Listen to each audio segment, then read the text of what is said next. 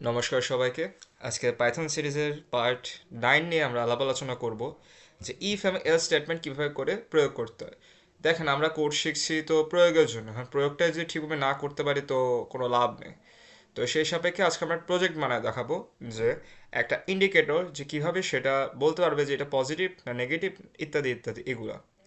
তো চলুন আমরা শুরু করি। ফার্স্টে আমরা x is equals to INC input, then enter enter your number। তো আমরা আমাদের সিনট্যাক্স বা যেটা ছিল আমরা কিন্তু বানায় ফেলছি।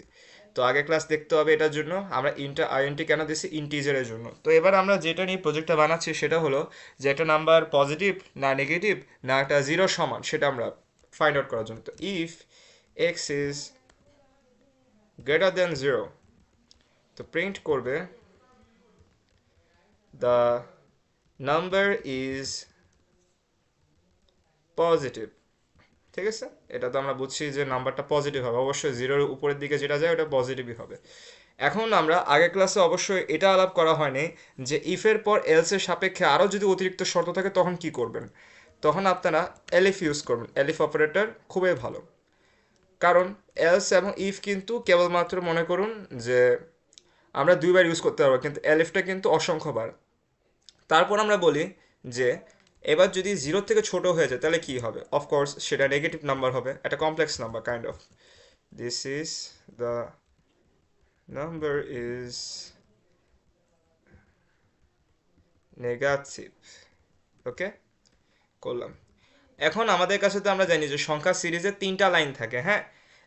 জিরো মাঝখানে থাকে, অ্যান্ড দেন হাতের মনে করুন রাইট সাইডে সকল পজিটিভ নাম্বার, অ্যান্ড হচ্ছে লেফট সাইডে সকল নেগেটিভ নাম্বার। এবার যেহেতু আমরা দুইটা নাম্বারকে প্রকাশ করে ফেলছি, তো বেঁচে থাকে কে? বেঁচে থাকে অফকোর্স নেগেটিভ নাম্বার না, একমাত্র zero. The number is zero, এতটুকু। এবার আমরা ট্রাই করি, চলুন এবার রান দিই। আমাদের নিচে দেখেন এটা কিন্তু একটা কার্সারে কিন্তু বসে এন্টার ইউর নাম্বার। তো আমি আপাতত আমার রোল নাম্বারের লাস্টে যে 30 আছে 30 দিয়ে ট্রাই করি। The number is positive. আপনারা আশা করি নিচে লক্ষ্য করছেন দ্য নাম্বার ইজ পজিটিভ। তো পরবর্তীতে মনে করুন আপনার মন চাইতে পারে আরেকটু পরীক্ষা করে দেখি না। মনে করুন আমি দিলাম হচ্ছে -7, তখন দিয়েছে আমাকে দ্য নাম্বার ইজ নেগেটিভ। আশা করি আপনারা বুঝতে পারতেছেন। সো এই ক্ষেত্রে এখন ধরুন আমরা তো আপনাকে জিরোটা দেখাই না, এখন যদি জিরো দিই তো এই যে এলস যে স্টেটমেন্টটা দেখতেছেন এটা কিন্তু মানে সে বুঝতেছে যে এটা নেগেটিভ না পজিটিভ। এখন যেহেতু জিরো কোনো কিছুর মধ্যে পড়ে না, সো দেখেন দ্য নাম্বার ইজ জিরো। তো এইভাবে করে আপনি, এটা অলরেডি একটা পরীক্ষায় এসেছিল যার জন্য ভাবলাম কি প্র্যাকটিস করি। তো সেই সাপেক্ষে এই সকল কিন্তু প্রশ্নগুলো কিন্তু বেশ খানিক পরীক্ষায় কিন্তু আসে। এবং আজকে হচ্ছে 2026, এখনও হয়নি, 10:54 বাজে। তো ভাবলাম যে একটা ভিডিও বানানো যেতেই পারে অবশ্যই। তো এটাই বললাম, আপনারা চেষ্টা করবেন ইফ এবং এলস দিয়ে আরও নতুন নতুন জিনিস ট্রাই করা। যেমন এটা দিয়ে কিন্তু আরও অনেক কিছুই কিন্তু বানানো যায়। যেমন আপনারা যদি চান হ্যাশট্যাগ কমেন্ট দিয়ে লিখতে পারেন যে গ্রেট নাম্বারস, গ্রেট নাম্বার।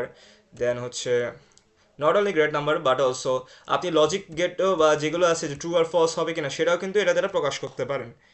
তো আজকের জন্য এতটুকুই।